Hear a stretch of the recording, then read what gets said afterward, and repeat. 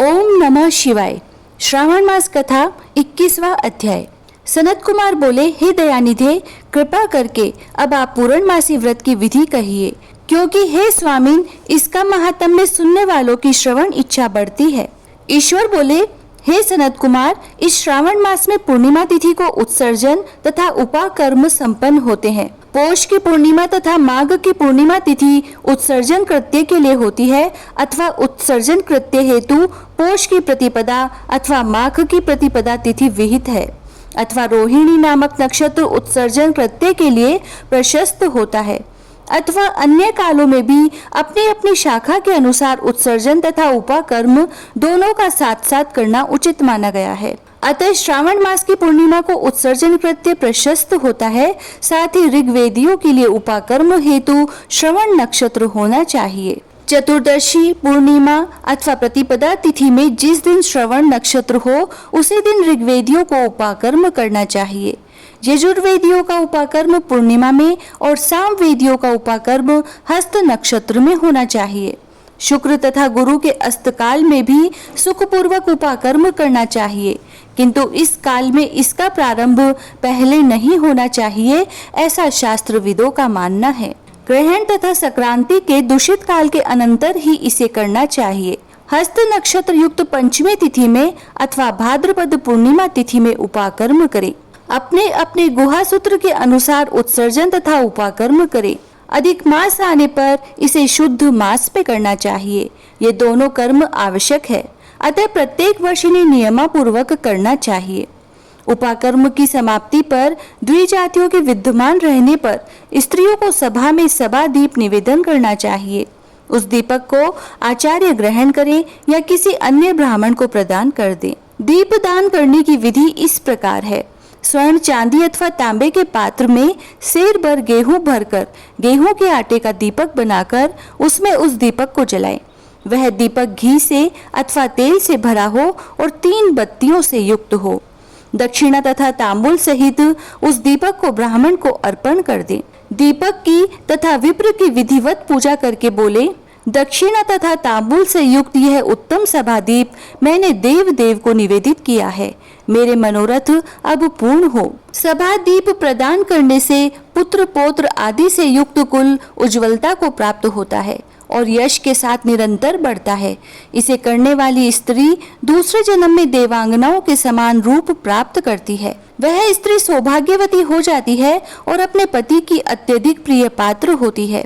इस प्रकार 5 वर्ष तक इसे करने के पश्चात उद्यापन करना चाहिए और अपने सामर्थ्य के अनुसार भक्ति पूर्वक दक्षिणा देनी चाहिए। हे सनत कुमार, यह मैंने आपसे सभादीप का शुभ महात्म्य कह दिया। उसी रात्रि में श्रवणा कर्म का करना बताया गया है। उसके बाद वहीं पर सर्प बलि की जाती है। अपना अपना गुहा सूत्र देखकर ये दोनों ही कृत्य करने चाहिए। हयग्रीव का अवतार उसी तिथि में कहा गया है, अतः इस तिथि पर हयग्रीव जयंती का महोत्सव मनाना चाहिए। उनकी उपासना करने वालों के लिए यह उत्सव नित्य करना बताया गया है। श्रावण पूर्णिमा के दिन श्रवण नक्षत्र में भगवान श्री हरि हयग्रीव के रूप में प्रकट हुए और सर्वप्रथम उन्होंने सभी पापों का नाश करने वाले सामदेव का गान किया। इन्होंने सिंधु और वितस्ता नदियों के संगम स्थान में श्रवण नक्षत्र में जन्म लिया था, अतः श्रावणी के दिन वहां स्नान करना सभी मनोरथों को पूर्ण करने वाला होता है। उस दिन वहां श्रांग, धनुष, चक्र तथा गदा धारण करने वाले विष्णु की विधिवत पूजा करें। इसके बाद सामगान का श्रवण करें, ब्राह्मणों की हर प्रकार से पूजा करें और अपने बंधु बांधवों के साथ वहीं क्रीड़ा करें तथा भोजन करें। स्त्रियों को चाहिए कि उत्तम पति प्राप्त करने के उद्देश्य से जल क्रीड़ा करें।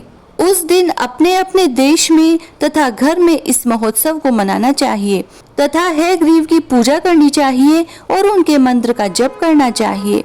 यह मंत्र इस प्रकार से है। आदि में प्रणव तथा उसके बाद नमः शब्द लगाकर, बाद में भगवते धर्माय जोड़कर, उसके भी बाद आत्म विशोधन शब्द की चतुर्थी विभक्ति आत्म विशोधनाय लगानी चाहिए। पुनः अंत में नमः शब्द प्रयुक्त करने से 18 अक्षरों वाला ओम नमो भगवते धर्माय आत्म विशोधनाय नमः मंत्र बनता है। यह मंत्र सभी सिद्धियां प्रदान करने वाला और 6 प्रयोगों को सिद्ध करने वाला है। इस मंत्र का पुरस्चरण 18 लाख अथवा 18 जप का है।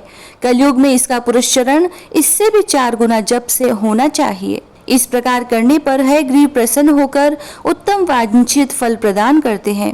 इसी पूर्णिमा के दिन रक्षाबंधन मनाया जाता है, जो सभी रोगों को दूर करने वाला तथा सभी अशुभों का नाश करने वाला है। हे मुनि श्रेष्ठ, इस प्रसंग में एक प्राचीन इतिहास सुनिए। इंद्र की विजय प्राप्ति के लिए इंद्राणी ने जो किया था उसे मैं बता रहा हूँ। पूर्व काल में 12 वर्षों तक देवासुर संग्राम होता रहा। तब इंद्र को थका हुआ देखकर देवी इंद्राणी ने उन सुरेंद्र से कहा, हे देव, आज चतुर्दशी का दिन है, प्रातः होने पर सब ठीक हो जाएगा। मैं रक्षाबंधन अनुष्ठान करूंगी, उससे आप अजय हो जाएंगे।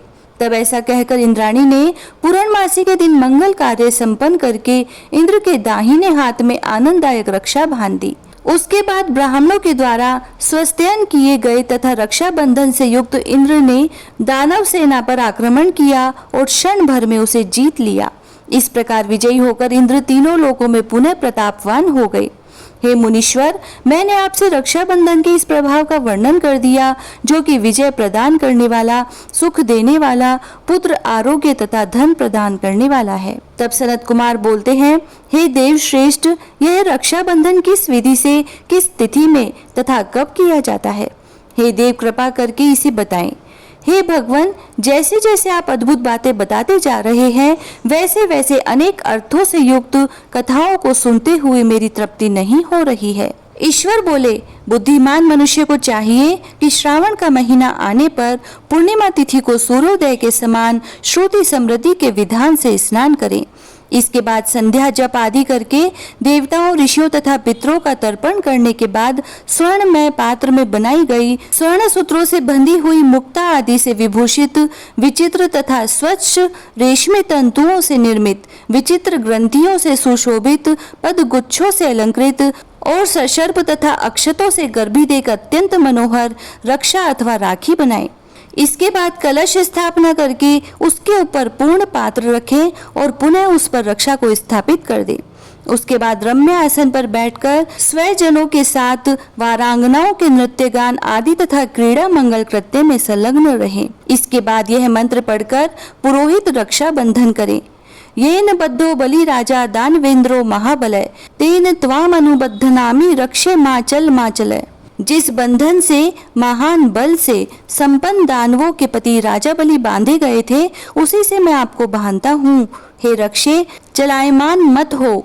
ब्राह्मणों, क्षत्रियों, वैश्यों, शूद्रों तथा अन्य मनुष्यों को चाहिए कि यत्न पूर्वक ब्राह्मणों की पूजा करके रक्षा बंधन करें। जो इस विधि से रक्षा बंधन करता है, वह सभी दोषों से रहित होकर वर्ष पर्यंत सुखी रहता है।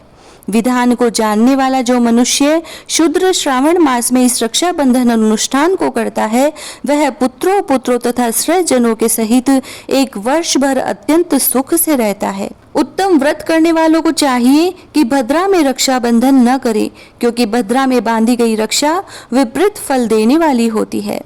इस प्रकार श्री स्कंद पुराण के अंतर्गत ईश्वर सनत कुमार संवाद में श्रावण मास महात्म्य में उपाकर्मोत्सर्जना, श्रवणाकर्म, सर्प बलि, सभादीप, हयग्रीव जयंती, रक्षाबंधन विधि कथन नामक 21वां अध्याय पूर्ण हुआ।